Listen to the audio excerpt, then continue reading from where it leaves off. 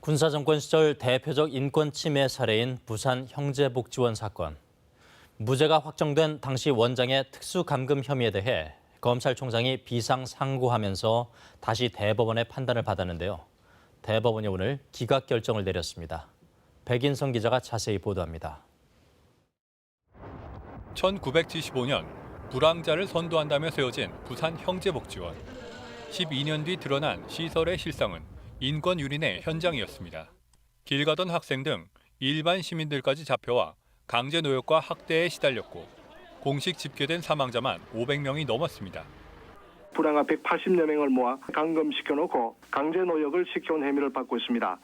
하지만 당시 원장이었던 고 박인근 씨는 1989년 횡령 등만 유죄로 인정돼 징역 2년 6개월을 받았고 주된 혐의였던 특수감금에는 무죄가 확정됐습니다.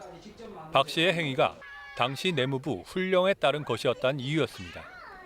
이후 피해자들의 진상규명 요구가 이어졌고 2018년 문무일 당시 검찰총장이 훈령 자체가 위헌적이고 무효라며 확정 판결에 대한 재심리를 요청하는 비상상고를 신청했습니다.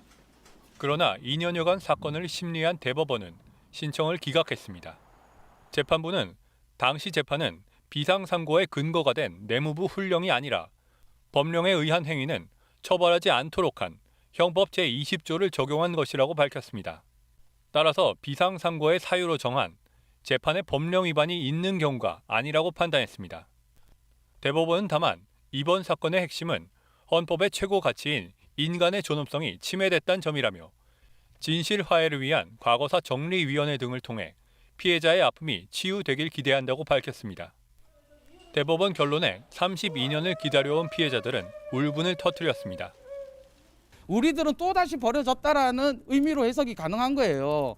그래서 우리가 분노하고 화가 나는 건데. 피해자들은 대법원이 국가 책임은 인정했다며 개별적으로 손해배상 청구에 나서는 방안을 검토하고 있습니다. KBS 뉴스 백인성입니다.